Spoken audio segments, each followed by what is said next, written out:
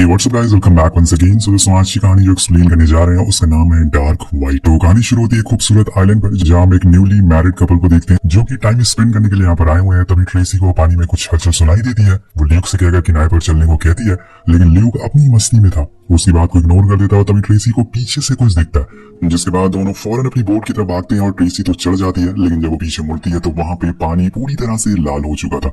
Luke का कोई भी पता नहीं था, जिसे देखकर वो रोने लगती है और तेज तेज चिल्लाने लगती है कि शायद उसकी आवाज कोई सुन ले। लेकिन तभी कोई चीज उसे पानी में खींच कर ले जाती है। वेल, कुछ इस तरह से होता है इस कहानी का इंट्रो। सीन शिफ्ट होकर पहुंचता है चार्ली और जूली पर, जिनके पास एक प्लेन है और वो दोनों लोगों को उसी से टूर करवाते हैं। आज प्लेन की बुकिंग की है जूही और क्लेयर, जो कि एक कोरियन कपल है। वो हेल्स रीफ घूमने जा रहे हैं। इन लोगों के साथ बनी भी था, जिससे उस जगह के बारे में काफी कुछ मालूम होता है और वो एक कुक भी है। अब पांचों लोग प्लेन में बैठ जाते हैं। बीच सफर में सारे एक दूसरे के बारे में बहुत सी बातें शेयर करते हैं। उन्हीं में से चार्ली बताता है कि वो पहले एक मरीन बायोलॉजिस्ट था और एक दिन वो अकेले शार्क पर रिसर्च करने के लिए चला गया और उस दिन को वो कभी भूल नहीं पाएगा, क्योंकि उस दिन वो मरते मरते बचा था। इसी दौरान वो अपने पैर पर शार्क बाइट को भी दिखाता है, जिसे देख के सभी लोग थोड़ा घबरा जाते हैं। लेकिन फिर जूली सबका मूड ठीक कर देती है कुछ जोक सुनाकर। कुछ समय बाद चार्ली प्लेन को एक आइलैंड के पास लैंड कर देता है और अब ये लोग उसी जगह पर आ गए हैं जिसे हेल्स रीफ कहा जाता है। और ये वही जगह है जिसे हमने कहानी की शुरुआत में देखा था, जहाँ पे वो कपल एंजॉय कर रहे थे। अब यहाँ जूली क्लेयर को इस जगह के बारे में कुछ खास बातें बताती है कि कैसे इसका नाम हेल्स रीफ पड़ा।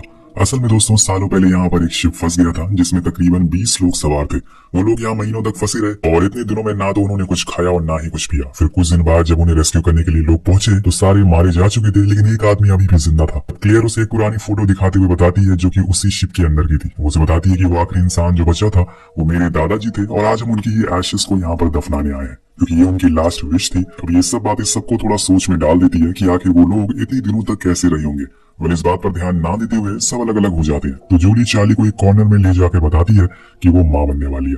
पहले तो चार्ली कुछ रिएक्शन नहीं देता, उसे लगता है कि शायद वो खुश नहीं है। लेकिन कुछ देर बाद वो हंसने लगता है और साथ में अपने आने वाले कल की तैयारियों की प्लानिंग करने लगता है। इसी दौरान बनी भागती उनके पास आता है और उन्हें क्लियर के पास लेकर जाता है, जो बैठी हुई रो रही थी। सब उससे रोने की वजह पूछते हैं तो वो एक जगह की तरफ इशारा करती है, जहाँ जाने पर चार्ली को एक इंसान की लाश मिलती है जो सड़ चुकी थी और उसके दोनों पैर कटे हुए थे। अगर आपने इस इंसान को नहीं बचाना तो कोई बात नहीं, हम आपको बता देते हैं कि ये असल में ल्यूक है। इसको शार्क ने पूरा नहीं खाया था, जिस वजह से वो तैरता हुआ किनारे पर आ गया होगा और फिर सरवाइव नहीं कर पाया। उसके बाद जूली को उसका फोन मिलता है, जो अभी तक ठीक ठाक हालत में था। उसके फोन को देखकर समझ जाती है कि ये अपनी वाइफ के साथ यहाँ घूमने आया होगा और फिर यहाँ पर मारा गया। तो चार्ली कहता है कि मैंने कोस्ट गार्ड वालों को कॉल कर दिया है, वो बस यहाँ पर आते ही होंगे। फिर बनी कहता है कि हम इसकी वाइफ को ढूंढना चाहिए, क्या पता वो अभी भी जिंदा हो। और जोई बोलता है कि नहीं, ये काम अथॉरिटीज का है, वो ये सब देख लेंगे, हमें यहाँ से चलना चाहिए, हम लोगों को इसमें और फंसना नहीं चाहिए। लेकिन चार्ली उसकी बात नहीं मानता और मजबूरन उसे भी उनके साथ चलना पड़ता है। वहां से वो लोग प्लेन लेकर उनकी बोट को ढूंढने में लग जाते हैं। मे भी उसी के आसपास उन्हें ट्रेसी भी मिल जाए। काफी समय बीत जाता है पर वो कहीं नहीं मिलती। लेकिन तभी क्लियर को एक बोट दिखाई देती है जो पलटी हुई थी। तो चार्ली उसके पास ही प्लेन उतार देता है और फिर बनी उस बोट के अंदर जाकर चेक करता है। वहां उसे ट्रेसी और लूसी की एक फोटो भी मिलती है, जिसे वो अपने पास रख लेता है। लेकिन जब वो पीछे मुड़ता है तो एक शार्क ट्रेसी की बॉडी को खा रही थी। वो फौरन ऊपर आ जाता है और प्लेन में चढ़ जाता है और सबको ट्रेसी के बारे में बताता है और कहता है कि बेहतर होगा कि हम यहाँ से चले, क्योंकि नीचे मैंने कुछ शार्क को देखा है, अगर उन्हें कुछ हलचल सुनाई दी तो वो जरूर ऊपर आएंगी। सारे लोग प्लेन में बैठ जाते हैं और फिर टेक ऑफ के लिए रेडी हो जाते हैं। लेकिन इन पांचों की किस्मत में कुछ और लिखा था। शायद इनका वो समय आ गया है जो वो खुद की काबिलियत की परीक्षा लेंगे। जब जैसे ही वो टेक ऑफ करते हैं उसी दौरान एक शार्क उनके प्लेन पर हमला कर देती है, जिससे कि उसका एक विंग टूट जाता है और वो पानी में डूबने लगता है। तो चार्ली फौरन एक लाइफ बोट को बाहर फेंकता है और सबको उसमें बैठने को कहता है। पर इन सब चीजों को देखकर जोई चार्ली पर बहुत गुस्सा करता है, क्योंकि वो यहाँ पर बस एशेस को दफनाने के लिए आया था। लेकिन ये सब उसकी वजह से हुआ है, इसलिए वो उस पर बहुत चिल्लाता है। उसी की वजह से वो सब यहाँ पर फंस चुके हैं। लेकिन इस समय पहले सबको अपनी जान बचानी है, इसलिए सभी लोग फौरन उस लाइफ बोट पर बैठ जाते हैं और जूली सारी जरूरतों के सामानों को प्लेन से बाहर निकाल देती है और फिर धीरे धीरे वो प्लेन पानी की गहराइयों में समा जाता है। चार्ली के लिए उसका प्लेन उससे बढ़कर था, इसलिए वो थोड़ा उदास हो जाता है। सब इस लाइफ बोट में बैठ तो गए थे, लेकिन यहाँ से बाहर कैसे निकलेंगे, क्योंकि अगर ये उस आइलैंड के पास होते तो शायद कोस्ट गार्ड वाले इन्हें देख लेते। लेकिन इस समय तो ये बहुत दूर है और वीरान जगह पर है। वे क्लियर पूछती है कि क्या आप कोस्ट गार्ड आने वाले हैं? तो चार्ली बताता है कि नहीं, ऐसा कुछ नहीं होगा, क्योंकि हम हेल्स रीफ से बहुत दूर है और लहरें भी दूसरी साइड की तरफ चल रही है, इसलिए हम वहां तक तैर कर भी नहीं जा सकते। इसलिए बेहतर होगा कि अब हम यहाँ पर शांति से अपना दिमाग ठंडा करके बैठे रहे, क्योंकि थोड़ी देर में अंधेरा होने वाला है और कल सुबह तक हमें कोई ढूंढने नहीं आएगा। तब वो शार्क के बारे में पूछती है कि वो नीचे थी क्या वो ऊपर आ सकती है? तो वो बताता है कि यहाँ पे शार्क नहीं होती और अगर होती भी है तो बहुत नीचे, वो आमतौर पर सरफेस पर नहीं आती, क्योंकि ऊपर का टेम्परेचर बहुत ज्यादा होता है। अब सभी लोग चुपचाप बैठे होते हैं, लेकिन जूही में अलग किस्म की खुजली थी। उसे अभी भी यही लग रहा था कि ये सब चार्ली की गलती है। अगर वो लोग मर गए तो उनकी मौत का जिम्मेदार चार्ली होगा, इसलिए वो फिर से उसे ब्लेम करना शुरू कर देता है। पर वो उसका कोई भी जवाब नहीं देता। जिसके बाद चार्ली और जूली दोनों पैडल करते हुए लहरों के साथ आगे बढ़ते रहते हैं, क्योंकि अगर वो उल्टी दिशा में चले तो कभी आगे नहीं बढ़ पाएंगे। उसी दौरान हम उनके राफ्ट के नीचे कुछ शार्क को भी देखते हैं, लेकिन वो ऊपर नहीं आ रही थी, जिस वजह से ये अभी तक सेफ है। समय बीतने लगता है, सब लोग एक एक करके पैडल करते हैं। वही क्लेयर जूली को बताती है कि जूली बचपन में पानी में गिर गया था और तब से ही उसके अंदर पानी के लिए बहुत डर हो गया। मैं तो उसे इस ट्रिप पर बहुत ही मुश्किल से लाई हूँ, वरना वो यहाँ आने के लिए भी तैयार नहीं था।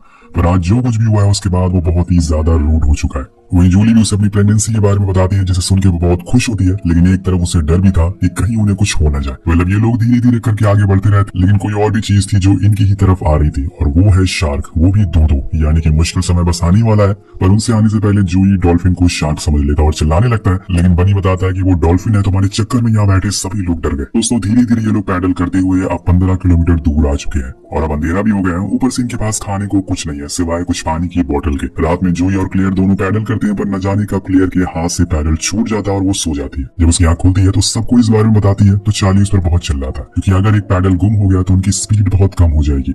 इसलिए वो लोग फौरन अपनी टॉर्च को पानी में मारते हैं ताकि पैडल मिल सके। अब इसमें थोड़ा समय लगता है, लेकिन उन्हें पैडल दिख जाता है। तो चार्ली पानी में जाने के लिए तैयार था, लेकिन उससे पहले जूली कूद जाती। वो नहीं चाहती थी कि चार्ली को कुछ हो, इसलिए उसने खुद की जान जोखिम में डालकर उस पैडल तक पहुंच जाती है और उसे लेकर वापस आने लगती है। लेकिन तभी सबको उसके पीछे शार्क दिखाई देती है। सभी लोग उसे चिल्लाकर आवाज लगाते हैं और फौरन वापस आने को कहते हैं। तो जूली तेज तेज स्विम करके राफ्ट के करीब आने लगती है, लेकिन इतने में वो शार्क उसके करीब आ चुकी थी। लेकिन सही मौके पर चार्ली उसका हाथ पकड़ लेता है और ऊपर खींच लेता है, वरना आज जूली मारी जाती है। लेकिन दोस्तों अभी तो ये बस शुरुआत है, क्योंकि ये लोग ना खत्म होने वाले सफर पर हैं और समुद्र के बीचों बीच फंसे हुए हैं। यहाँ पे क्या क्या हो सकता है इन्हें इस बात का हल्का सा भी अंदाजा नहीं है। अब इनकी हलचल के बाद शार्क को इनके बारे में पता लग चुका था, इसलिए वो वहीं राफ्ट के आसपास ही घूमना शुरू कर देती है। जिसके बाद वहाँ बारिश होना शुरू हो जाती है। तो चार्ली जूही और क्ले को स्विम सूट पहना देता है ताकि उन्हें ठंड ना लगे। लेकिन इसी दौरान जूही और बनी में कुछ बहस हो जाती है, जो आगे जाकर इतनी बढ़ जाती है कि जूही बनी को धक्का दे देता है, जिसकी वजह से वो जाकर पानी में गिर जाता है। फिर क्या होगा दोस्तों, ये आपको अच्छे से पता होगा। वो शार्क उस पर हमला कर देती है और मौका ही नहीं देती उसे ऊपर आने का, और उसे लेकर पानी के अंदर चली जाती है। अब यहाँ जूही को अपनी इस गलती का एहसास तो होता है, लेकिन अब तो वो चला गया है, तो पछताने का कोई भी फायदा नहीं है।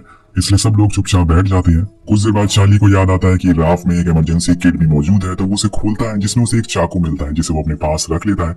वहीं जूली बारिश के पानी को बोतल में भर लेती है ताकि पानी की कमी ना हो।